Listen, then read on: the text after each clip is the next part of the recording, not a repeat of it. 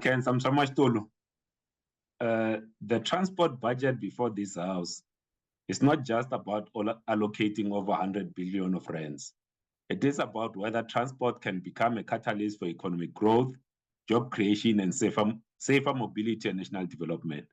Transport is the foundation of a functioning economy. When commuters cannot move affordably and safely, productivity declines. When goods are delayed, business infrastructure deteriorates, economic growth slows. A substantial portion of this budget is transferred to provinces, municipalities, and public entities. That is why oversight is not optional, it is essential. We must ensure that every rand transferred delivers measurable outcomes and improves the daily lives of South Africans. One of the areas that requires urgent attention is the public transport network grant. The grant has not performed optimally in several municipalities, leading National Treasury to reduce allocations. Yet, the need for reliable municipal bus services has never been greater. Working class communities are struggling with rising transport costs and rising fuel prices.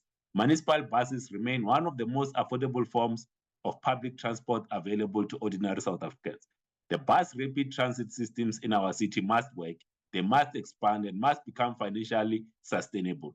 We cannot continue investing billions into systems that fail to reach their full potential because of weak management, poor planning, and inadequate oversight. Honorable members, agency oversight is equally critical. The appointment of competent boards and capable executives determines whether entities succeed or collapse. We need a profitable SAA.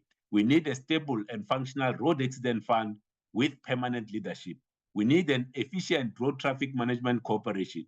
We must also urgently fix procurement and supply chain failures across transport entities.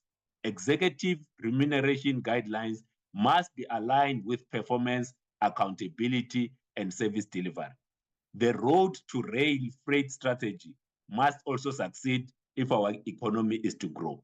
Our roads were never designed to carry the heavy freight volumes they currently carry. If we fail to shift freight onto rail, road maintenance costs will continue to escalate. That requires a focused and a capable Transnet. Finally, the current fuel price crisis should push PRASA to accelerate the restoration of passenger rail corridors and aggressively bring commuters back onto trains.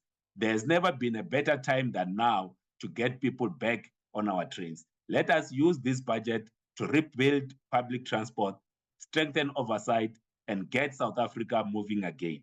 Naken Samtramashtul.